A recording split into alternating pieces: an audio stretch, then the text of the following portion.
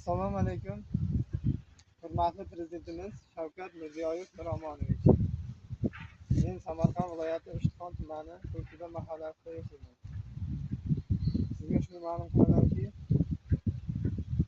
2025-yil 7-may sanasida ovulning yonidan o'tgan ariqqa, ya'ni mana shu ariqqa o'g'lim Shodiyar Azizjon, 5 yoshli o'g'lim Azizjon tushib ketib, olamdan o'tdi.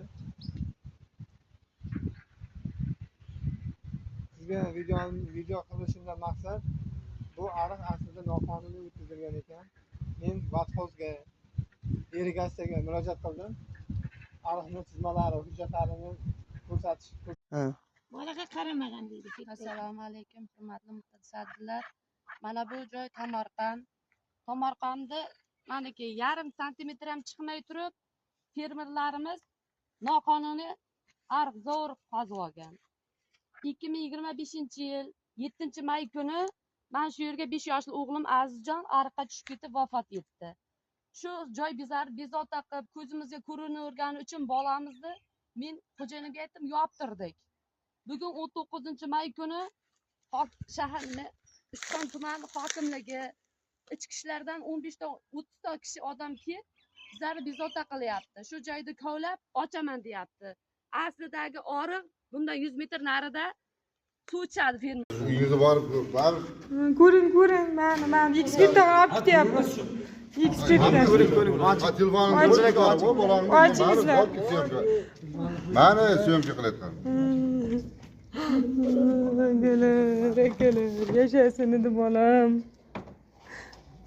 Ko'ring. Bolamni bir ochdi. Bizdan so'ramadi ya. Mana meni o'g'lim.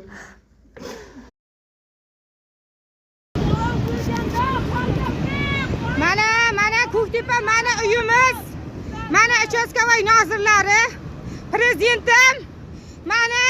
Mana prezidentim, qayerga qarayapsiz otajon? Otajon, yordam bering. Mana yashash uyimizga keldi, bizlarni o'ldirgan.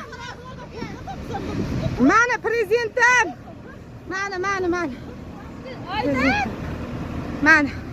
Mana Ko'ktepa uchastkovoyi men. Hozir prezidentim hozir qo'yaman Instagramga, yordam qilingizlar. Yordam qilingizlar, hujum qilyapti bizlarga iltimos xalq. Prezident qayerga qarayapsiz? Otajon, mana yeringizni sotganlar, mana fermer. Mana uy joyingizni sotganlar, mana shu